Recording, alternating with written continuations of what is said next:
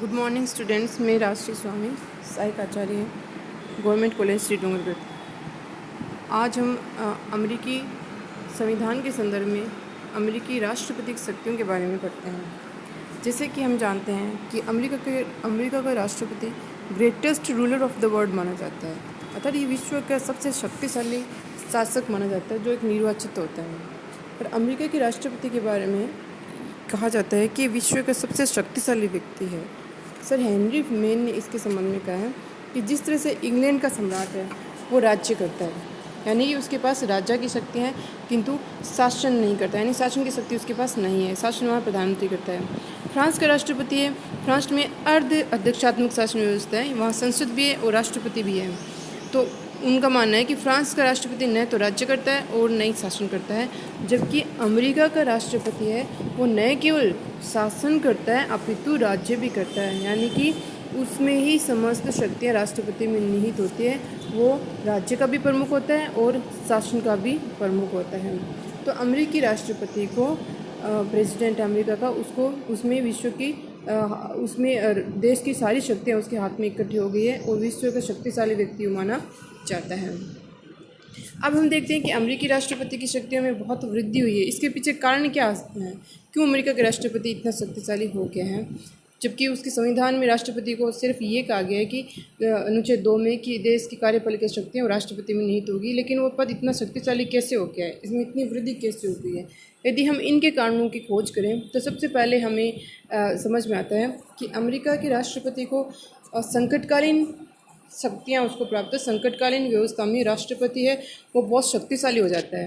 जैसे कि अमेरिका में गृह युद्ध हुआ था, प्रथमतः द्वितीय विश्व युद्ध हुआ था, मंदी चली 1930 की जो आर्थिक मंदी आई थी, वैश्विक मंदी, उस मंदी में कोरिया संकट में, वियतनाम का युद्ध, खाड़ी युद्ध, ईरान इराक के जो युद्ध है, इन सब संदर्भ में संकट की स्थिति में देखें तो राष्ट्रपति के पास शक्तियों का केंद्रीकरण हो गया था और इन संकटों पर विजय प्राप्त करने के लिए राष्ट्रपति ने बहुत शक्तियों का प्रयोग किया और वहाँ की कांग्रेस ने इसका विरोध नहीं किया, क्योंकि उनको कांग्रेस को भी ये लगता है कि राष्ट्रपति देश हित में कार्य कर रहा है, तो कांग्रेस भी फिर राष्ट्रपति का समर्थन करती है।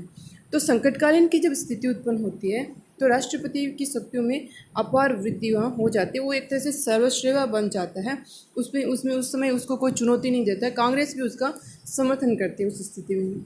और अगला हम कारण देखें तो ये एक दलीय प्रथा के मतलब तात्पर्य कि जो अमेरिका में 2 दल हैं, डेमोक्रेटिक और रिपब्लिक, किसी एक दल का राष्ट्रपति बनता है और जब वो जिस दल का राष्ट्रपति बनता है और उस दल के जो सदस्य हैं, जो कांग्रेस के सदस्य होते हैं, वो फिर अपने राष्ट्रपति का समर्थन करते हैं, क्योंकि वो उनके दल का, जैसे रिपब्लिक पार्टी का उम्मीदवार है वो राष्ट्रपति है, तो उनके जो सदस्य हैं, जो कांग्रेस के सदस्य हैं और रिपब्लिक पार्टी के भी सदस्य हैं, तो वो कांग्रेस में राष्ट्रपति की नीतियों का समर्थन करेंगे क्योंकि उसके पार्टी के सदस्य हैं। इसलिए दलीय प्रथा के उदय होने के कारण अमेरिका में राष्ट्रपति की शक्तियाँ और शक्तिशाली हो गई हैं। आगे हम तीसरी यदि बात करें तो परिपाटियाँ का तात्पर्य जो परंपराएं या जो रीति रिवाज जो बन चुके हैं उनको परिपाटियाँ कहते हैं। जैसे कि अमेरिकी राष्ट्रपति में या अमेरिकी संविधान में ये कहा गया है कि राष्ट्रपति महत्वपूर्ण नियुक्तियाँ करता है और उन नियुक्तियों की फिर स्वीकृति सीनेट से लेनी पड़ती है। जो उस सदन होता है उस सदन से राष्ट्रपति की जितनी भी नियुक्तियाँ होती है, जितनी राष्ट्रपति नियुक्तियाँ करता है, उनकी अनुमति लेनी पड़ती है सीनेट से। लेकिन सामान्यतः हम देखते हैं कि अमेरिका में एक सीनेट में एक शिष्टाचार है, जिसे सेनेटोरियल कर्टसी या सीनेटोरियल शिष्टाचार के नाम से जाना जाता है। ये एक प्रथा से हो गई है कि राष्ट्रपति जो नियुक्त करता है वो एक शिष्टाचार के नाते सीनेट उसका विरोध नहीं करता और उसकी सहमति दे देता है। तो इससे क्या है, राष्ट्रपति की शक्तियों में अप्रत्याशित रूप से बढ़ोतरी होती है। तीसरा देखें तो राष्ट्रपति का प्रत्यक्ष चुनाव। जैसे कि हम सब जानते हैं अमेरिका का राष्ट्रपति हालांकि प्रत्यक्ष रूप से नहीं चुना जाता है, एक निर्वाचक मंडल के माध्यम से राष्ट्रपति का चयन होता है, लेकिन एक तरीके से वो एक निर्वाचक मंडल भी एक साधन मात्र है। जनता डायरेक्ट राष्ट्रपति के उम्मीदवार को देखकर ही वोट देती है और राष्ट्रपति के पद का जो उम्मीदवार है वो डायरेक्ट जनता को प्रभावित करने की कोशिश करता है और निर्वाचक मंडल सिर्फ एक साधन का कार्य करता है। वास्तव में प्रत्यक्ष रूप से जनता राष्ट्रपति का निर्वाचन करती है। अगला हम कारण देखें तो होता है न्यायिक निर्णय। चूँकि संविधान की व्याख्या करने का काम न्यायपालिका का होता है और न्यायपालिका जो है न्यायपालिका जब संविधान की व्याख्या करती है तो उसमें निहित शक्ति का सिद्धांत विकसित होता है। अर्थात तो जब जिस संबंध में संविधान स्पष्ट रूप से कुछ नहीं कह पाता है, तो वहाँ न्यायपालिका जो उसका व्याख्या करती है वो मान्य होता है। तो इस संबंध में संघीय शक्तियों में वृद्धि हुई है, और जो न्यायपालिका व राष्ट्रपति की शक्तियों को न्यायपालिका ने बढ़ोतरी की है, जिसके कारण न्यायिक निर्णयों के कारण राष्ट्रपति की सदस्य जो शक्तियाँ हैं उसमें लगातार बढ़ोतरी होती गई है। कांग्रेस के अधिनियम की बात करें तो कांग्रेस में जब भी अधिनियम होते हैं, तो उन अधिनियमों में जैसे 1933 का अधिनियम हुआ था, 1941 का, 1953 का, तो उन अधिनियमों में राष्ट्रपति की शक्तियों को बहुत बढ़ा दिया गया था, और इस कारण पद्धति व्यवस्थापन की प्रथा के माध्यम से राष्ट्रपति की शक्तियाँ बहुत बढ़ गई है। पद्धति व्यवस्थापन जैसे कि अपन समझते हैं कि सीनेट या वहाँ की जो वहाँ की जो व्यवस्थापिका है, जिसे वहाँ कांग्रेस कहा जाता है, कांग्रेस मोटा मोटी विधेयक बनाकर वो राष्ट्रपति को सौंप देते हैं, तो राष्ट्रपति अपने सिद्धांतों के अनुसार उनमें विस्तार करता है और अपने तरीके से उन कानूनों को लागू करता है। तो पद्धति विधायन के माध्यम से कांग्रेस के जो अधिनियम आए हैं, उनके माध्यम से राष्ट्रपति की शक्ति में बढ़ोतरी हुई है। अब हम देखेंगे राष्ट्रपति की प्रमुख शक्तियाँ क्या क्या हैं। तो सबसे पहले तो हम उसके बात करते हैं कानूनों के क्रियान्वयन करने की शक्ति। जैसे कि हम सब जानते हैं कि शासन के जो 3 अंग होते हैं, न्यायपालिका, व्यवस्थापिका और कार्यपालिका, जिनमें व्यवस्थापिका कानूनों का निर्माण करती है, कार्यपालिका उनका क्रियान्वयन करती है और न्यायपालिका उनका निगरानी करती है कि संविधान के अनुकूल उनका क्रियान्वयन हुआ है कि नहीं हुआ है। तो इस स्थिति में चूँकि कार्यपालिका है, राष्ट्रपति अमेरिका की प्रथम कार्यपालिका राष्ट्रपति है, तो राष्ट्रपति का प्रथम कार्य बन जाता है कानूनों का क्रियान्वयन करना। तो इन क्रियान्वयन करने के माध्यम से राष्ट्रपति की शक्तियाँ में बढ़ोतरी होती हैं। दूसरा, प्रशासन का संचालन करना। चूँकि प्रशासन कार्यपालिका के संदर्भ में आता है, कार्यपालिका के नियंत्रण में आता है, तो इसके तहत संपूर्ण देश में शांति एवं व्यवस्था बनाए रखना और प्रशासन का सुचारू रूप से संचालन करने का कार्य राष्ट्रपति के पास आता है, और ये कार्य राष्ट्रपति के द्वारा सुचारू रूप से संपादित किया जाता है। तीसरी शक्ति यहाँ का राष्ट्रपति के पास होती है नियुक्तियों संबंधी शक्ति, और ये बहुत महत्वपूर्ण शक्ति मानी जाती है। इसके तहत राष्ट्रपति जो है वो प्रमुख जो कांग्रेस व अन्य जो भी न्यायपालिका के संदर्भ में और कई उच्च स्तरीय नियुक्तियाँ राष्ट्रपति के द्वारा की जाती है। जैसे कि वो अपनी कैबिनेट के मंत्रियों की नियुक्ति करता है, विभिन्न देशों में राजदूतों की नियुक्ति राष्ट्रपति के द्वारा होती है, उच्चतम न्यायालय के मुख्य जो न्यायाधीश हैं उनकी नियुक्ति भी राष्ट्रपति द्वारा की जाती है। और हालांकि हमने पहले भी पढ़ा था कि इन नियुक्तियों की औपचारिक रूप से सीनेट से स्वीकृति लेनी पड़ती है, लेकिन एक कर्टसी के नाते सीनेट लगभग जो राष्ट्रपति नियुक्तियाँ करता है उनको समर्थन दे देता है। तो इस तरह से राष्ट्रपति नियुक्ति संबंधी एक बहुत शक्तिशाली शक्ति राष्ट्रपति के हाथ में निहित होती है। इसके साथ ही हम देखते हैं कि एक दूसरी शक्ति राष्ट्रपति की होती है, वो इसी से संबंधित होती है, वो है सेवा से पृथक करने की शक्ति। यानी कि जब राष्ट्रपति किसी पद पर नियुक्त करता है किसी व्यक्ति को, तो उसकी सहमति लेनी सीनेट से आवश्यक होती है, लेकिन जब कोई सार्वजनिक अधिकारी को राष्ट्रपति पदच्युत करता है तो इसके संबंध में राष्ट्रपति पर कोई प्रतिबंध नहीं है। नियुक्ति के संदर्भ में सीनेट का नियंत्रण जरूर है, लेकिन यदि राष्ट्रपति किसी को किसी के पद से हटाता है, पदच्युत करता है, तो इस संबंध में राष्ट्रपति की शक्तियाँ निर्बाध है। संविधान में किसी प्रकार का कोई प्रतिबंध राष्ट्रपति पर नहीं लगाया गया है। तो सेवा से पृथक करने की जो शक्ति है वो राष्ट्रपति की महत्वपूर्ण शक्ति मानी जाती है। साथ ही कैबिनेट का नेतृत्व करता है। कैबिनेट जो राष्ट्रपति का कैबिनेट मंत्रिमंडल होता है उनकी नियुक्ति एक तरह से राष्ट्रपति ही करता है, और वो राष्ट्रपति के परामर्श से, राष्ट्रपति के तरीके से वो कार्य करती है। इसके अलावा एक जो महत्वपूर्ण कार्य सेना प्रमुख के रूप में हमारे देश में भी राष्ट्रपति होता है, वो तीनों सेनाओं का अध्यक्ष माना जाता है। उसी प्रकार अमेरिका में भी राष्ट्रपति है वो सेना का प्रमुख होता है, और युद्ध एवं शांति दोनों के समय में वो सेना की अध्यक्षता करता है प्रमुख, और वो उसका प्रमुख अध्यक्ष होता है। उच्च सैनिकों की, वायु सैनिकों की और अन्य जो उच्च सैनिक अधिकारी हैं उनकी नियुक्ति भी राष्ट्रपति के द्वारा ही की जाती है। ये तो ही राष्ट्रपति की कार्यपालिका शक्ति है। अब राष्ट्रपति की विधि निर्माण संबंधी शक्ति की हम बात करें तो इसमें सबसे पहला आता है राष्ट्रपति का संदेश। यानी कि जो अमेरिका का राष्ट्रपति है वो समय समय पर कांग्रेस को संदेश देता है, वो यानी अर्थात वो अपने विचारों के बारे में, अपने सुझावों के बारे में, अपनी सिफारिश है उनके बारे में राष्ट्रपति वो कांग्रेस को समय समय पर कुछ न कुछ जानकारी या सुझाव देते रहते हैं। तो जब ये सुझाव देते हैं वो राष्ट्रपति और कुछ विधि निर्माण के लिए और कानून निर्माण के लिए संसद से अनुरोध करते हैं कांग्रेस से, तो ऐसी स्थिति में जो राष्ट्रपति संदेश भेजते हैं कांग्रेस का वो बहुत महत्वपूर्ण होते हैं, क्योंकि व्यवस्थापिका राष्ट्रपति के संदेशों को अवहेलनापूर्ण रूप से नहीं कर पाती। और जब कानून का निर्माण होता है, व्यवस्थापन का निर्माण होता है, तो ये जो संदेश राष्ट्रपति ने कांग्रेस के नाम से भेजा है वो बहुत महत्वपूर्ण भूमिका निभाते हैं और लगभग राष्ट्रपति के संदेशों को मान लिया जाता है। इस तरह से राष्ट्रपति के संदेश विधि निर्माण में बहुत महत्वपूर्ण भूमिका निभाती है। आगे आता है राष्ट्रपति की शक्ति, वीटो शक्ति। वीटो को यानी कि निषेधाधिकार। अब राष्ट्रपति को ये अधिकार है कि वो किसी भी विधेयक जो कांग्रेस के द्वारा पारित किया जाता है और फिर वो जो राष्ट्रपति के पास प्रस्तुत किया जाता है हस्ताक्षर के लिए, तो राष्ट्रपति उन पर वीटो शक्ति का प्रयोग कर सकता है। और राष्ट्रपति की जो वीटो शक्ति है वो दो रूप से लागू होती है।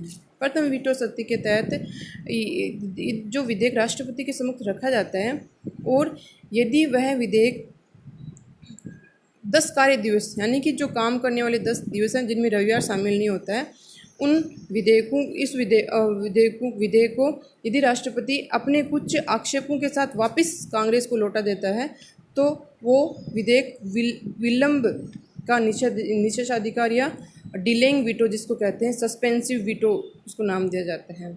यानी कि जब राष्ट्रपति के पास कांग्रेस के द्वारा पारित कोई विधेयक रखा जाता है हस्ताक्षर के लिए ताकि वो कानून का रूप धारण कर सके, और यदि राष्ट्रपति उस पर निषेधाधिकार वीटो का प्रयोग करते हुए 10 कार्य दिवस यानी 10 जो कार्य करने वाले दिवस हैं जिसमें रविवार शामिल नहीं होता है, तो उन कार्य दिवसों में यदि वो अपने सुझाव है या अपनी जो उस विधेयक पर राष्ट्रपति की जो सहमति नहीं है, असहमति है, तो उस असहमति के साथ वापस यदि उस विधेयक को कांग्रेस के पास भेज देता है, जिसे सस्पेंसिव वीटो या विलंब का निषेधाधिकार कहते हैं। और उस वीटो को वो सस्पेंसिव इसलिए कहते हैं कि राष्ट्रपति कुछ समय के लिए उसे टाल देता है, उस कानून को विधि को निर्मित होने के लिए से टाल देता है, उसको विलंब कर देता है, इसलिए इसको विलंब का निषेधाधिकार कहते हैं। लेकिन हम देखते हैं कि ये जो वीटो की शक्ति है वो निरपेक्ष नहीं है, यानी कि यदि कांग्रेस ने पुनः उस पर 2/3 बहुमत के साथ उस विधेयक को पारित कर दिया तो फिर राष्ट्रपति की जो वीटो शक्ति है वो व्यर्थ हो जाती है और राष्ट्रपति को उस पर हस्ताक्षर करने ही पड़ते हैं। तो ये हुई, यानी कुछ समय के लिए राष्ट्रपति उसको सस्पेंस कर सकता है, डिले कर सकता है, लेकिन पूर्ण रूप से राष्ट्रपति इसको हटा नहीं सकता। यदि कांग्रेस ने वापस 2/3 बहुमत के साथ उसे राष्ट्रपति के पास पास करके भेज दिया तो राष्ट्रपति को उसको साइन करने पड़ते हैं। इसी प्रकार दूसरे वीटो की बात करें तो वो एक तरह से उसे कहते हैं पॉकेट वीटो। और इस विधेयक में क्या होता है कि यदि कांग्रेस के सत्र में कोई विधेयक पारित होता है और कांग्रेस का सत्र चल रहा है और सत्र चलने के सिर्फ 10 दिन ही बाकी हैं, ठीक है, और 10 दिन से पहले यदि राष्ट्रपति ने उस पर साइन करके वापस नहीं भेजा है तो वो वीटो, और कांग्रेस 10 दिन के बाद में उसका सदन स्थगित हो गया है तो वो वीटो जेब में चला जाता है, इसलिए उसको जेबी वीटो या पॉकेट वीटो कहते हैं।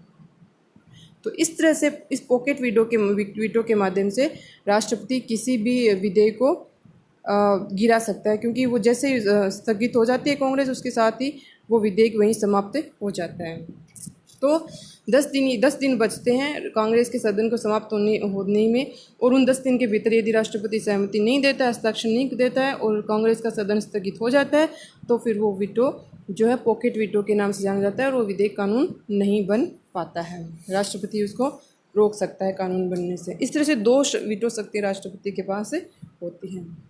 आगे देखें, अगला कारण इसमें आता है कि राष्ट्रपति कुछ प्रशासकीय आदेश भी जारी करता है।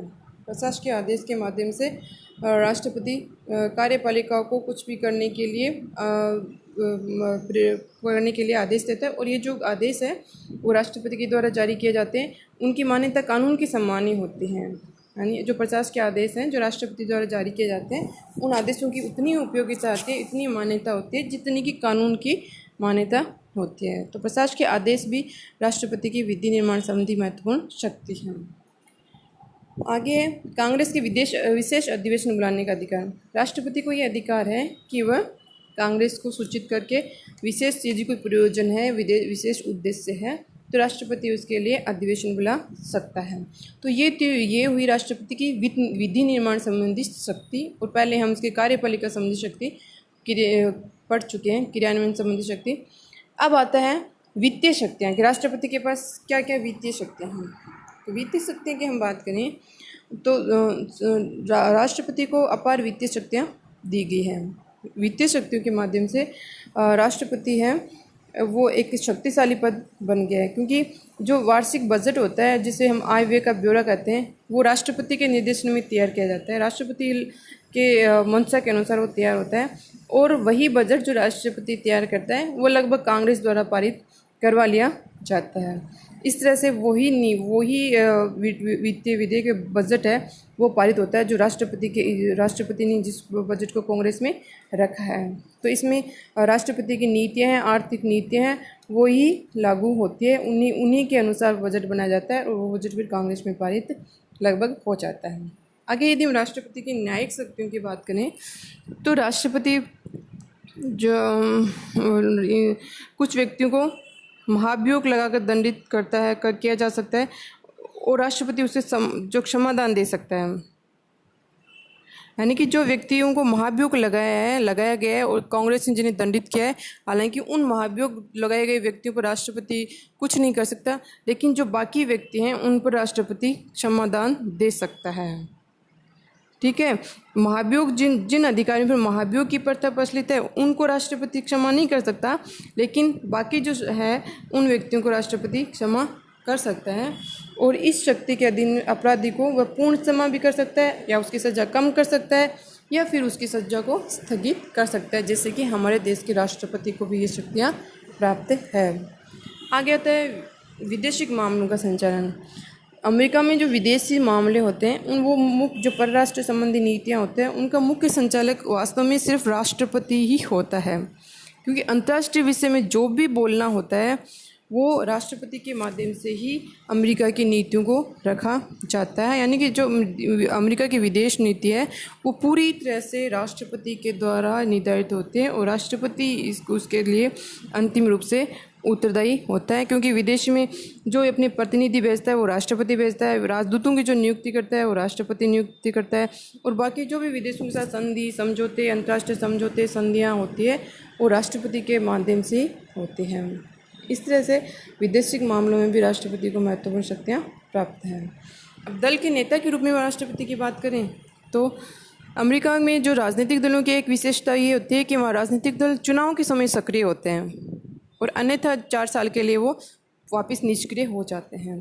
तो हालांकि एक दल के नेता के रूप में राष्ट्रपति को बहुत महत्वपूर्ण कार्य नहीं होता, लेकिन फिर भी वो अपने दल का नेता होता है और अपने दल से संबंधित विभिन्न महत्वपूर्ण पदों की वो नियुक्ति करता है।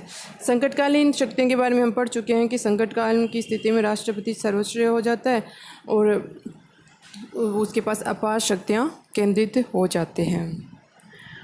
आगे राष्ट्रपति नेता के रूप में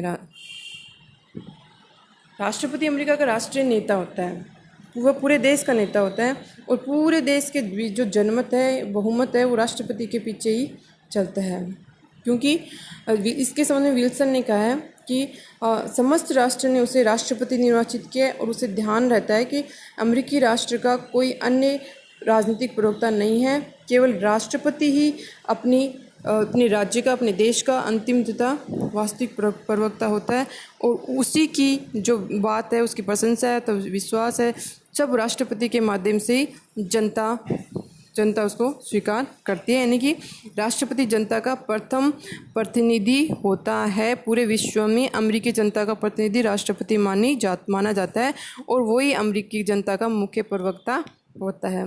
इस प्रकार वो अपने राष्ट्र का एक नेता के रूप में राष्ट्रपति कार्य करता है।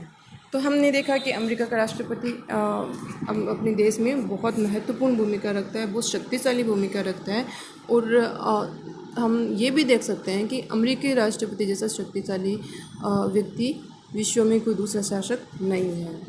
धन्यवाद।